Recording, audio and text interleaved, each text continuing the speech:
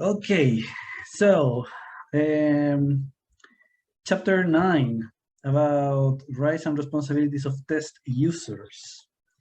Well, I mean, maybe I should start before speaking a little bit about the new cycle, the last cycle of chapters that we are going to review now. There is still two experts that are not confirmed, the one of the last chapters, but I feel relatively confident that we're going to have like a good people there. And I am waiting for people to respond a survey I sent asking for a new time. So today's the last day. I will send a reminder after this for people to vote there. It seems that Tuesdays or Thursdays are going to be the new day. And eventually it's going to be either in the morning or very late, like 10 a.m. or 7 p.m. That were the times that we're having like more votes. So yeah, we can see after that how things go. And the idea is to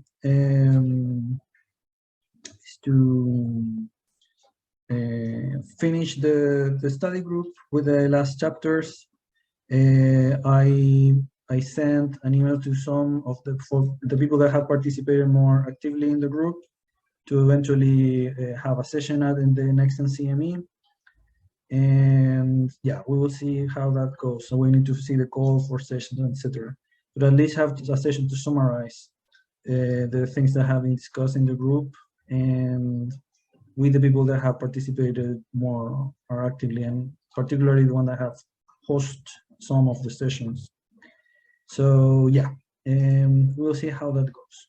And well, later in September, the idea is to continue now writing like either, so I think it's a statement and a report. I'm not sure in which order, and if both together or separate, but definitely have like a more like a document that can gather all the discussions that we have had and etc. Kristen Huff, she is the person designed by NCME to be the representative of NCME in this new committee. And on LinkedIn, she was mentioning actually that she was looking for feedback.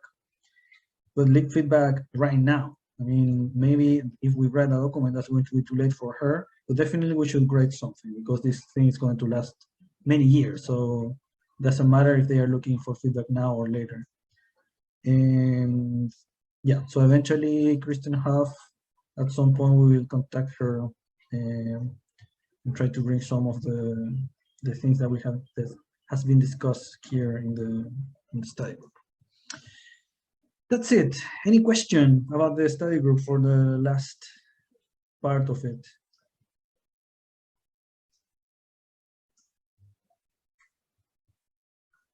No? Yes? No? Okay. Sorry, I got disconnected. I have a question. Right, Who was yes. this person who's gonna review the letter we're gonna write or report?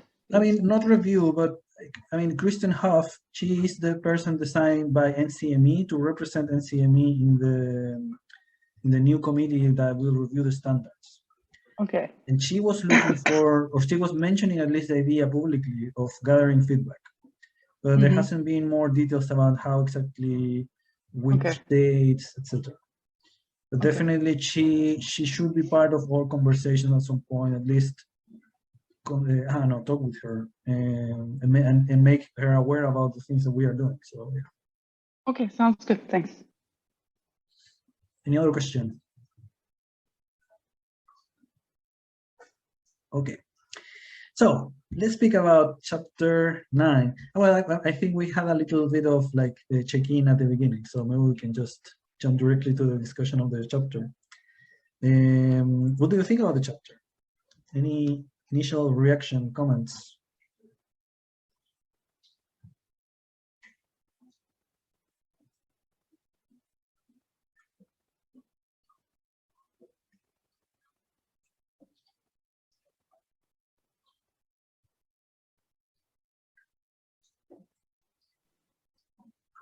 Sergio, sorry, can you share the InVision board link? Yes, give me one second. Thank you.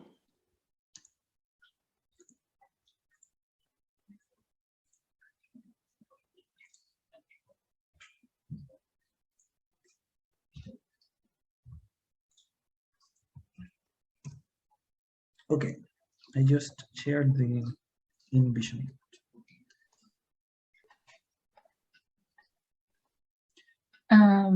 I'm just giving through the chapter right now. That's just a heads up to everyone that I didn't read it in depth. Mhm. From what I see, I do feel like it's a lot of responsibility, just because sometimes people use the test without knowing what it is meant to be, and so knowing what's in the test manual and being aware of how to use the test is solely on the test user. So it's super important. Mhm. That's my just basic take on it. Yeah. Any other comment, reaction in general of the chapter?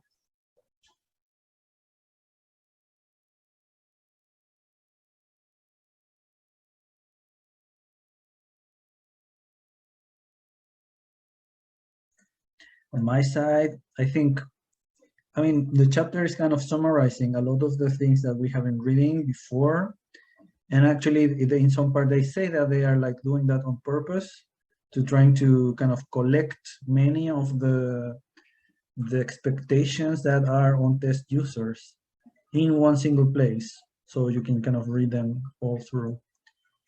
And I mean, I think this conversation about how much it is expected from test users and how realistic is to expect from some users to be able to, I don't know, like gather evidence or doing studies or understanding consequences and so on. Yeah, I mean, in this chapter, it becomes more clear that there is a lot of responsibilities kind of like passed to the users. And yeah, in some cases, maybe it makes sense because you need to also be careful with misuse. But also in other cases, at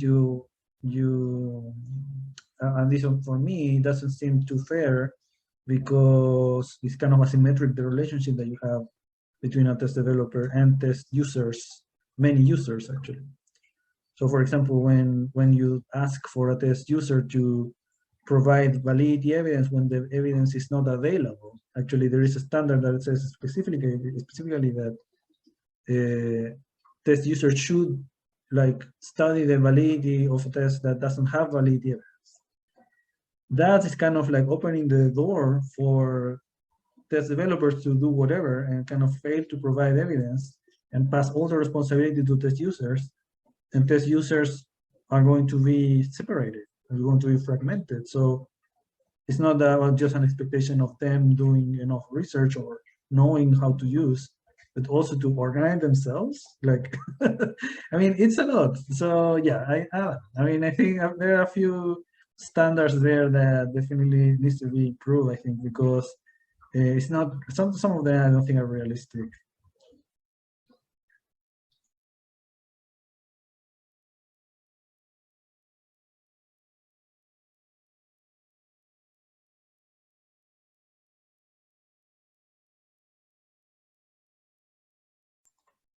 So you said that if validity information is not available, it's up to the test user to make that available. Right. Or let me read that again to see if I am interpreting that correctly.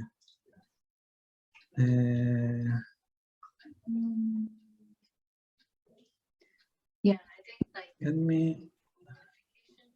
yeah, standard 9.7 and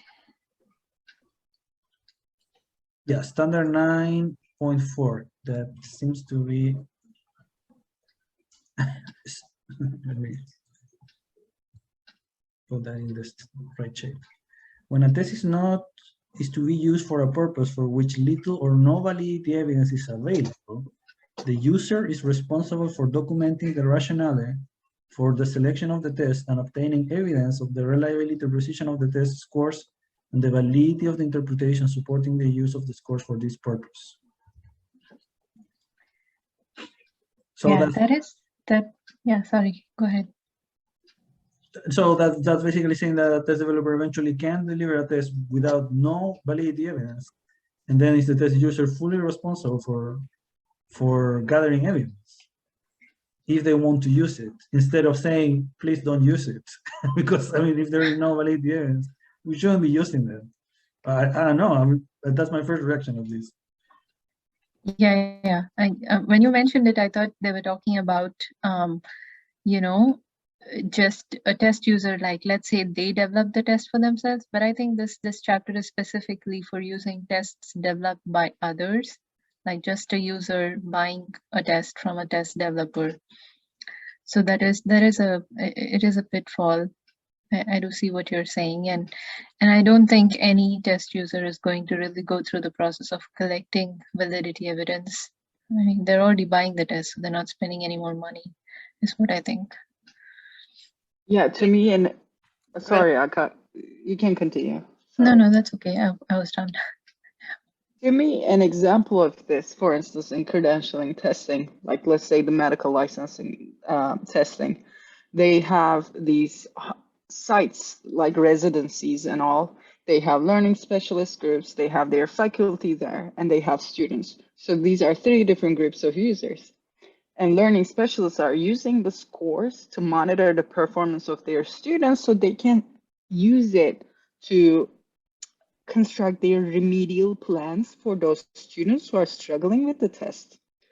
So how much should they really rely on those test results to construct that remedial program specifically for that student is one question. And at an aggregate level, residencies are getting scores based on these assessments that the National Board of Medical Examiners does. And these reports are mostly longitudinal, right? And they can monitor their performance across time. But when they sit and put that together longitudinally in terms of like the growth trajectory or whatever it is right there, like how are they using that information? Are they using it in a valid way, or are they just looking at, hey, this is increased. This is, even though it's 1 score increase, it's an increase, we're doing better, you know? Or are you really in the margin of error by increasing 1 score? So maybe this extrapolation of the interpretation in that regard at the aggregate level, and mostly at, I think when we're looking at longitudinal performance, even K through 12, we should really make that clear in terms of like for the users, they should really not extrapolate those longitudinal trajectories. And I think this chapter should really cover that in terms of like looking at the longitudinal performance patterns or whatever you would call.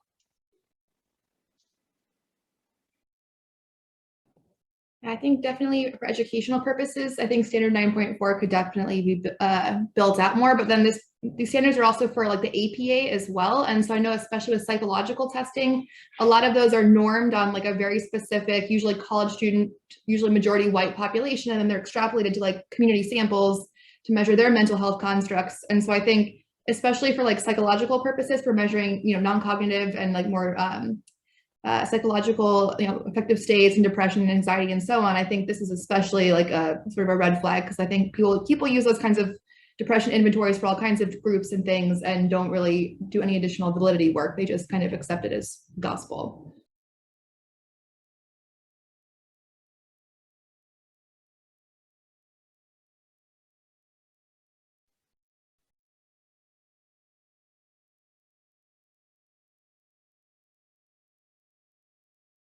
Yeah, sorry, I was taking some notes. So, I mean, there is something that I've been exploring on my own research, that in general, the validity of a test is very situated at the end. So even if you do studies and you try to generalize, or you kind of like anticipate, still every time you use in one specific context with some specific people, then you need to kind of be aware of the specific things that happen, and if the uses and interpretations that you're going to give to that test are going to be valid. So it makes sense actually that the user has a reasonable amount of work, because of the information that is unique to the user to know, because of this situated nature of test validity. However, that should be kind of like a complement and not the main thing. So I mean, I can see eventually the user will need to have like a reasonable part of it, but it's still the test developer, I think, is the one that has a better chance to respond. Like, not the responsibility, but the response ability. I copied this from Dixon Romano, actually. He used that same expression. It's not, it's not just the responsibility, but the ability to respond. So, yeah, I mean, you need to centralize to the very least, a lot of information that is specific for, I don't know, specific locations or populations or cultures or whatever. And yeah, I mean, that balance there, I'm not sure if it is completely achieved in the current version of the standards, in the sense that to kind of also understand that you need that information because Valid is very situated, but also put the responsibilities to the ones that actually can do something. And yeah, and sorry, and I'm not sure if I follow completely what you said, Mer, but definitely I think there is a question to the very least about who is considered a user, because there are always many type of users. I think the chapter kind of includes at some point and mentioned that eventually examinees can be considered users, but there is always this tension in which even if you define a user, you define some utility or functionality for that user, still there are going to be very emergent uses or needs for users that might not be recognized. So what do you do in that case?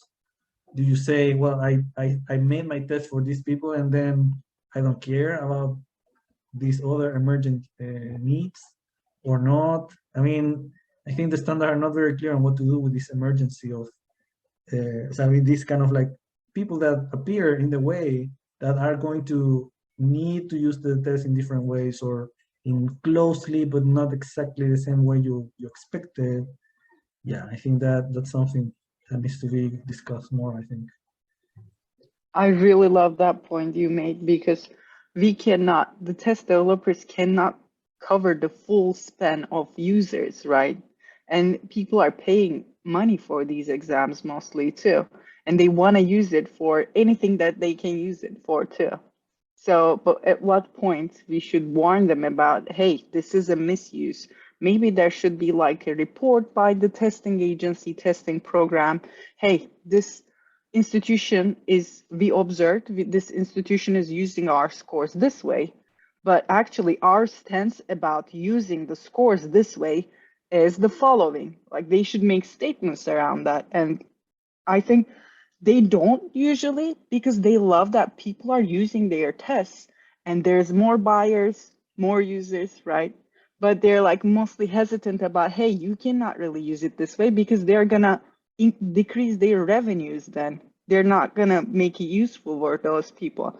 So I think they should hold into their integrity about just expressing the stance. If there's a misuse, you shouldn't be using the test that way, in case they monitor that misuse somewhere. If it goes under the radar, I don't know how to handle that, but it should not go under the radar. I think a testing program should monitor how their scores are used by institutions at aggregate levels for individual students. They should really have a monitoring system about not allowing misinterpretation. I think there are a few standards that mention that test users are, it's not test users, I think it's also test developers. I need to read again.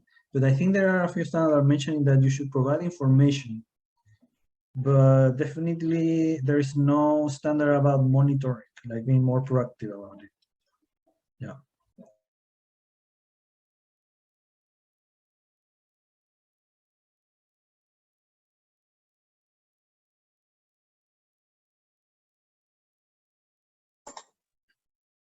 So just going back to that point, does it mean that you know, when you say testing program, we should make it the responsibility of the test developer to continuously monitor any emerging, you know, themes, like, for example, adapted to different different languages if your test population is changing, and then disseminate the test, or are we saying that it should be the test user's responsibility? Because I feel like more people would benefit if you would put that on the test developer. But again, test developer is just a private vendor. So I'm not sure if we can do that. Thanks for highlighting that. I was thinking more of the publisher developer side of it, because I don't think test users are psychometrically well informed to see what they can use it for or not. So test developers should involve in about how they're going to use it. Yeah, that's a really good point. I mean, you put that down, and if our standards are really strong and can have an influence there, I think that would be really valuable to the larger test user population. And this way is maybe, I don't know, this, if they have a monitoring system by the testing program, users would also be more critical about how they're using it. Hey, this testing program just made a statement about this misuse. We should really be careful. Maybe consult with the testing program if you're using these scores correctly, It should also be a responsibility of the test user in this regard to reach out to the program and say, hey, we're thinking of interpreting this way, but are we on the right track?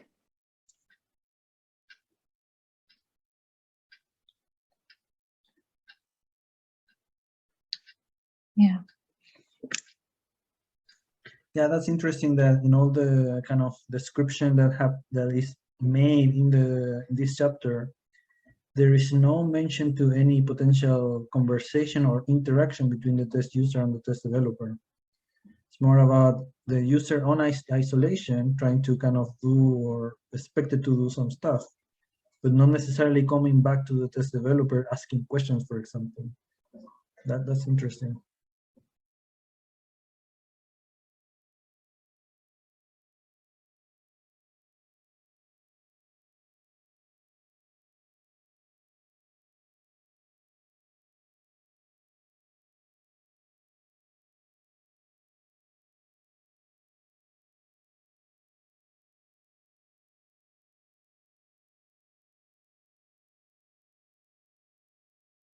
There was this standard 9.5.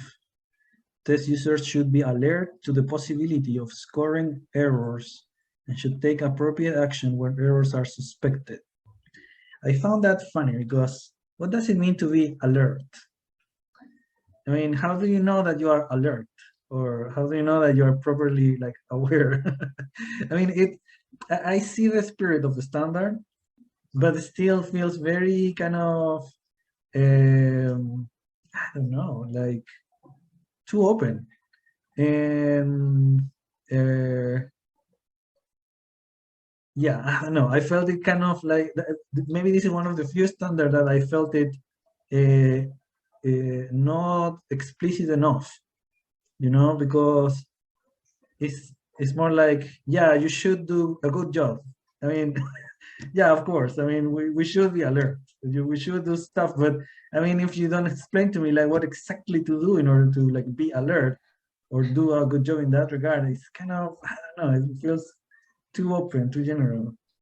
I think I would reframe the standard and the comment itself in terms of you're monitoring scoring accuracy, but when they mean routine responsibility, essentially it's not to be alert, but to stay updated in terms of what is the latest available on scoring accuracy and trying to incorporate that to the extent possible when you're continuously using the test. Yeah.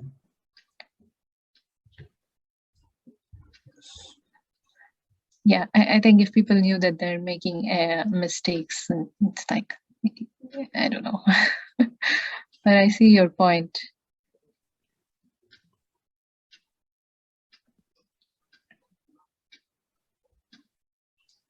Yeah, I don't know if I'm reading too much beyond what the standard says there, but maybe they're thinking in terms of there could be different kinds of error sources And like at the aggregate level, it might look different. At the individual level, it could look different. So maybe like think in terms of that.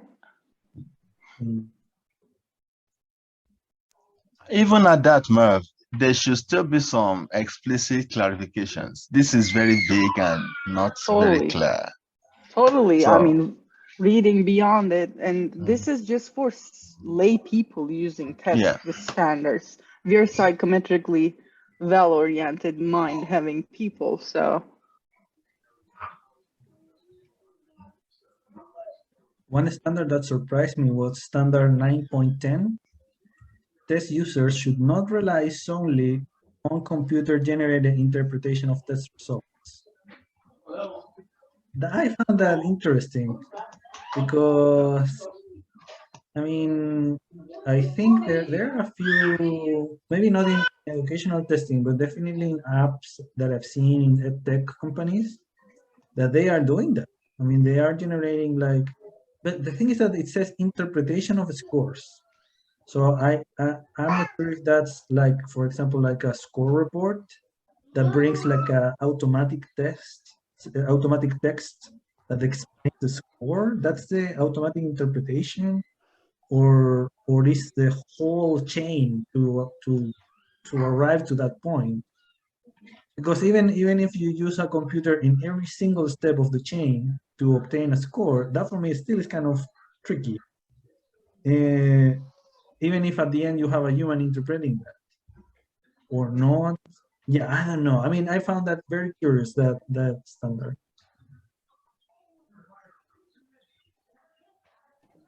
Yeah, I definitely have some issues with that, especially since, even if you have we have more and more complex machine learning algorithms for scoring students' written work. And a lot of those, original training sets, like the training essays that are used, are often a biased sample and are biased again towards, majority white students. And so the very like language structures that are being used in these responses are already being privileged or downvoted by the algorithm. And I'm just sure almost everybody uses these computer scoring doesn't know about that, or that it could be biased, or that take it with a grain of salt, or any of that. And I think a lot of people are like, ooh, it's computer scoring. It's like way easier than having humans do it, and saving thousands of dollars or tens of thousands of dollars to not have humans do it. But you're kind of missing out on some of the sort of inner workings of those systems.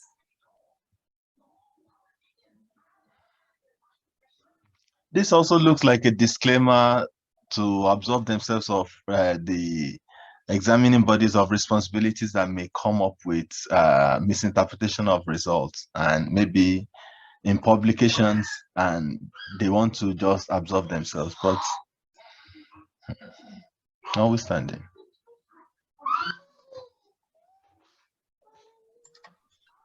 Does this Yeah. mean that the user should be skeptical about how the score is interpreted? Not just skepticism, the user should ensure he has proper understanding before making inferences. Okay. Hmm. Yeah, that's a great way to put it. Yeah. Make sure you understand it correctly before using it. Yeah. Mhm. Yeah, and I Because think, sorry. no, go ahead. Okay, because they have absorbed themselves of every interpretation that you may bring up from their test results based on this now. I've seen this word, like, it's not a substitute for professional judgment in other standards as well. I think that's something you have to put in there for people who just rely blindly on some algorithm. It's necessary, but this is also in 2014, right? I feel like there was not so much at the time in terms of machine learning algorithms. Maybe it was like used very little, if at all. So now there's definitely scope for expanding this and specifying, like, some sort of evidence is required if you're relying on computer generated interpretations. Like, state what algorithm you're using, what's its validity, or what's the relation between the scoring algorithm and a human scoring the same test. I think there's definitely scope for expansion and improvement of that standard specifically. I agree with you. I've been kind of having this idea in my mind more recently that I think the standard at some point should have one chapter specific for machine learning and AI. I mean, in the same way we have chapters for cut scores or chapter for reliability, I think there should be one specific kind of like gathering all these things that are related with machine learning and AI, even if those are repeated at some point. But yeah, definitely have kind of have one chapter specific for all these things, because the use right now of those techniques are widespread and people are very excited. I mean, actually, we're going to have like a special issue at EMIP, I think. There was a call for papers on topic related with machine learning. So, I mean, yeah, we are hosting it a lot. So, yeah.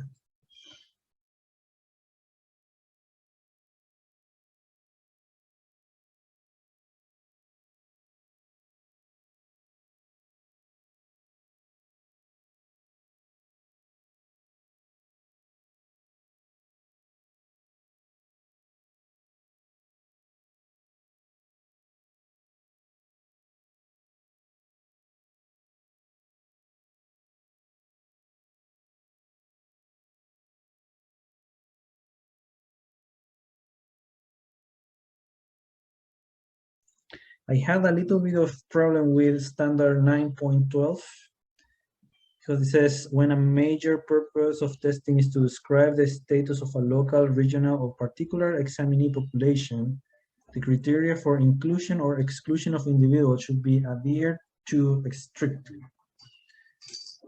So I don't know. That standard made me feel nervous because, yeah, I mean, if you are having an interpretation or a use that really depends on who took the test and being kind of accurate in that membership variable, yes, for sure.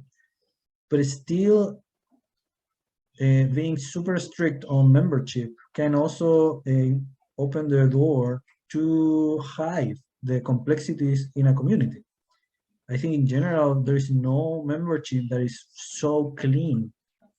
I mean, there is no group that is completely kind of like either or like sharp boundaries between groups, or I mean, there's no And real. I mean, yeah. I can't think of one single category, not even And gender. if it were, it wouldn't be like, a test developer like developing a program and trying to make that available, because nobody develops a program, a test just to use it for one specific region or local. So it would just be some in-house thing.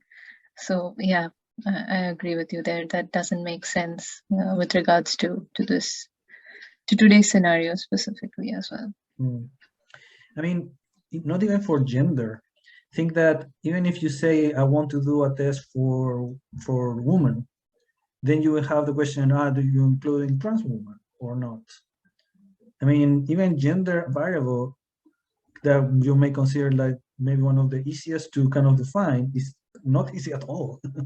And then you think about nationality, ethnicity, like race. Then there's every single membership category is so complicated that kind of say this thing of like what's the expression? It should be adhered to strictly. That strictly thing.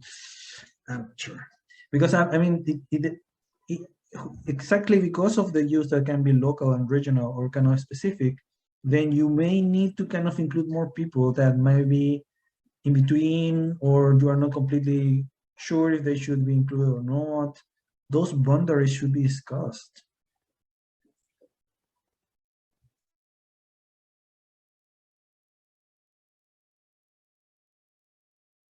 Is this just saying maybe that if you're gonna make a district level inference on the performance, you have to make sure that the schools are making every student attend and take the test? Is that what it is? Like, you make sure that your students are actually taking the test, so there's not an under estimated number of people, Hispanic people, let's say, not taking the test. But that's awkward because they're talking about the user's responsibilities here, right? Could this be interpreted as if there had been some criteria to include some people in the exam, then that criteria should be adhered to? Take, for example, if you are administering to grade level students, then allowing other grades might impair the results that you might get from that, since you are not following the requirement or the criteria that has been set for those that should take the test. Because considering the criteria for inclusion or exclusion of individuals means that, to me, I may be wrong, interprets that the examinee are already defined. Yes, I know there are so many variables that are becoming difficult to define now or to conceptualize. But at the same time, if they want it for males, then it looks as if they are saying that criteria should be adhered to strictly. So if somebody cannot appropriately and completely define as male, then is excluded. Or if somebody is out of the age group in question, then is excluded. Or if somebody is within the age group, then it must be included. Could that be what they are trying to interpret? That's what I am thinking, but I could be wrong. I mean, I think if it is about not hiding people, basically, yeah, I can see that the standard makes sense. But when you are hiding people that may or may not be in that group, that's when I have a problem, because in that kind of sharp knife, when you really say you should or should not be here, then you are excluding all these boundaries that are kind of fuzzy.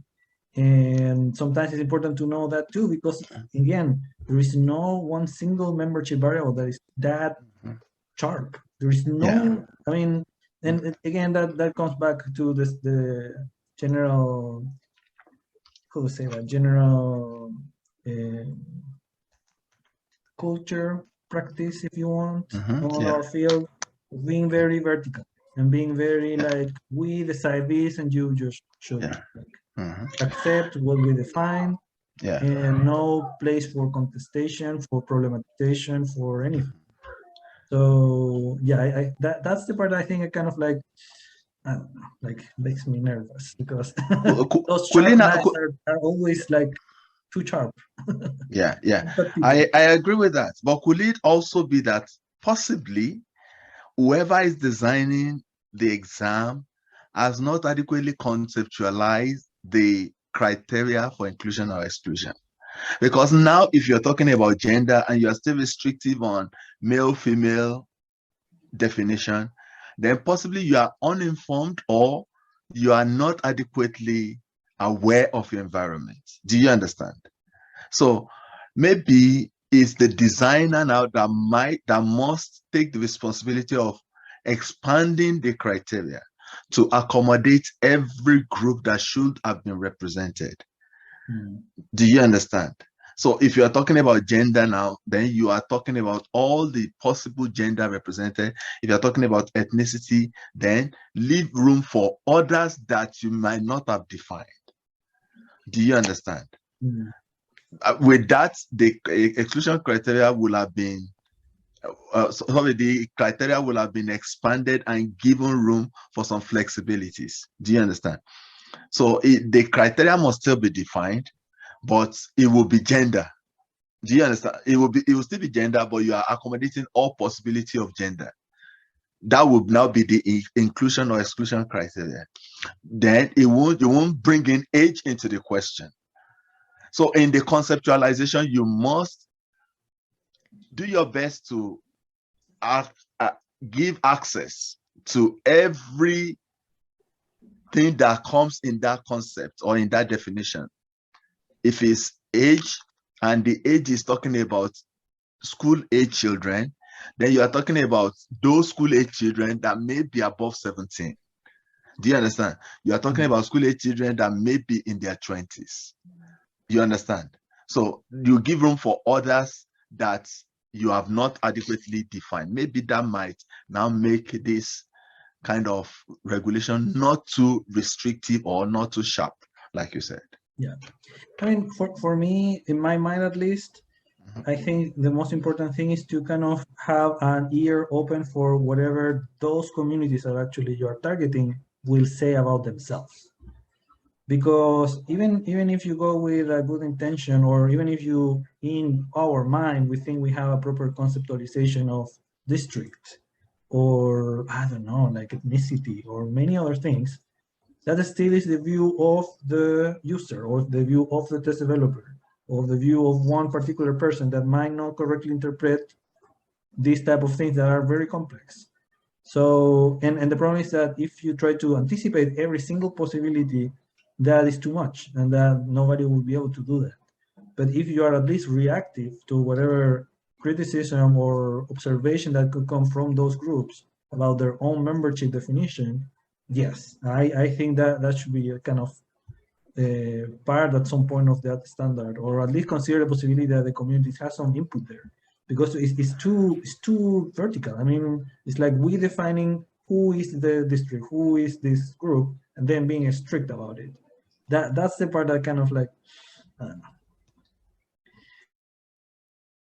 You're saying that the purpose of testing itself should not be that strict, that you describe only one particular population. I mean, the purpose.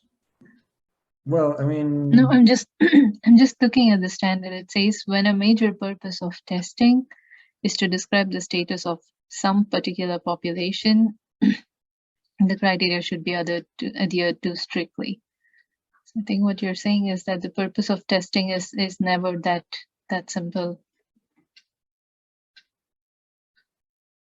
That's another dimension to look at.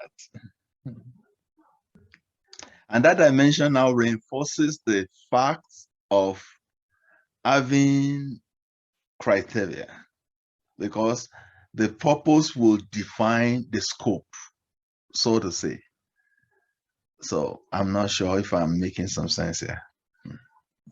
Yeah, but I mean, if you have a purpose that is so strict, there is even more reason to ask those communities that you are relying on to be that strict.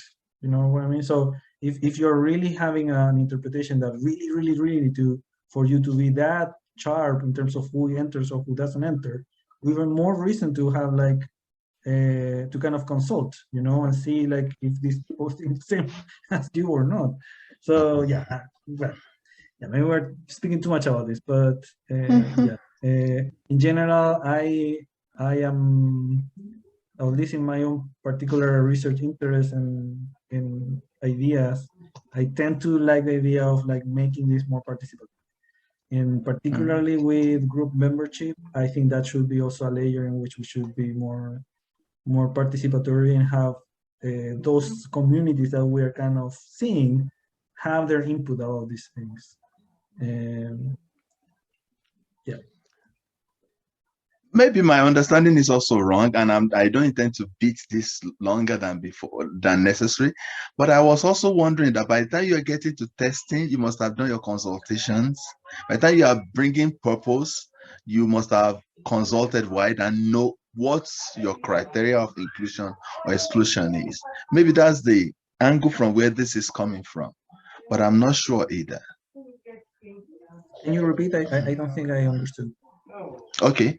Now, what I mean is, before you get to the point of testing, you must have defined your purpose. And before you come up with overall purpose, you have consulted widely with your stakeholders, and you have known what the community is saying, who they are, and you have, on that basis, pick up your purpose of tests.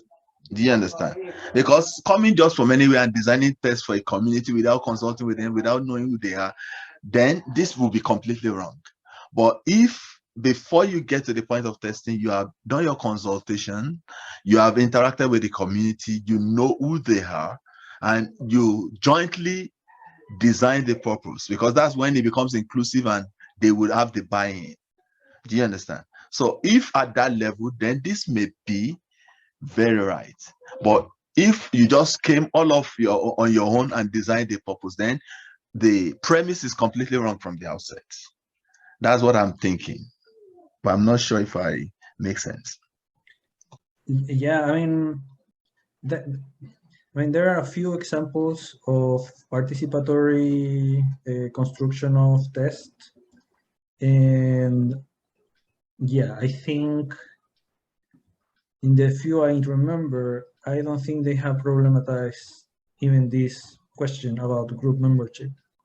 For example, I think there is a project in Hawaii in which they kind of consult about the curriculum that was being taught. I know about the project in Chile too, that was happening with teachers and some evaluation, K-12 evaluation system, local system that was made there. But even in those cases, the participation never entered into that question of, are we really including everybody that should be here or something like that? Okay.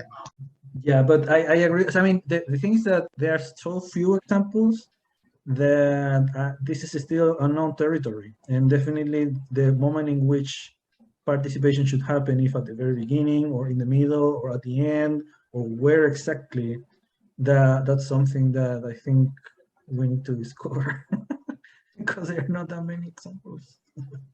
I agree with you.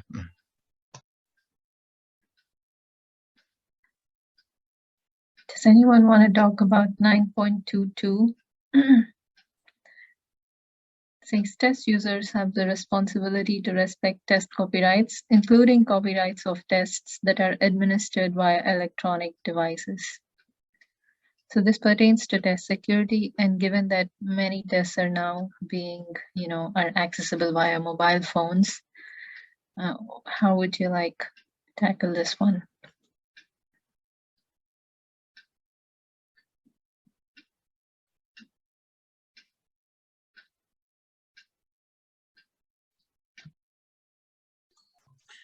Yeah, please read that again.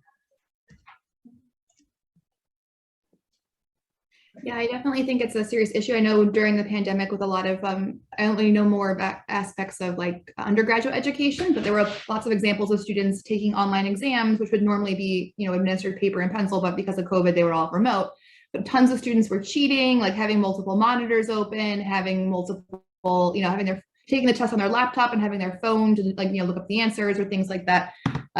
So I think there is a lot of, there's a lot of work to be done in that area and not a lot of guidance, especially, if you're taking it on your phone or you're taking it on your laptop and taking pictures with your phone to, sell the test questions to Kaplan or some other test prep program.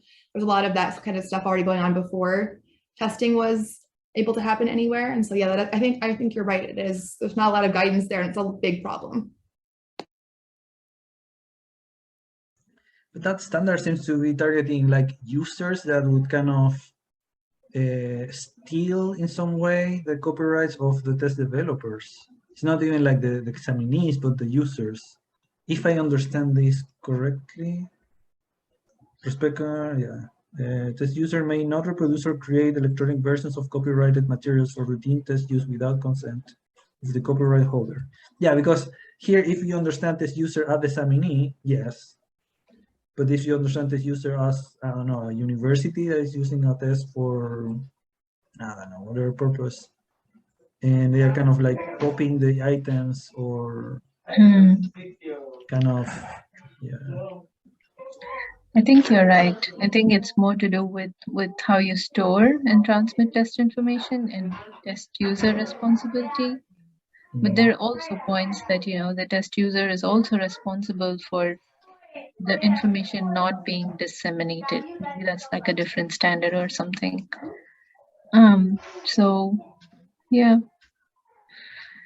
But I don't know. I mean, if you are doing anything electronically, or available on the web or anything related with a computer, I mean, it's not realistic to to don't have like any screenshot taken or any picture like taken. I mean, I can see eventually you can ask people not to do those things, yeah, and they're like ethical and legal binding.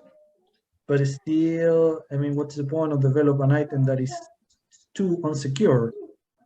I mean, where's the responsibility of the test developer in that case of providing something that is truly secure in that context? Yeah. I think the test format and how you present it on the mobile phone may have something to do here, because I just attended something and it's like, you don't give the person the option to scroll down. It's like once you select an option, it's done, and then you move on to the next question and you can't see it again. So I wonder if when you're disseminating the test in another form other than paper and pencil or like a proctored testing center, maybe you can just, when you're doing it on a mobile device, have these kind of little changes so that the format doesn't compromise the integrity of the test. But yeah, it's definitely a point for discussion. In my opinion, I feel this is also one of the areas where the standards have given too much power to the what do you call it, test makers, because the responsibility shouldn't be with the test users. The responsibility should be with the test designers or test makers or whoever is the harbinger of the test.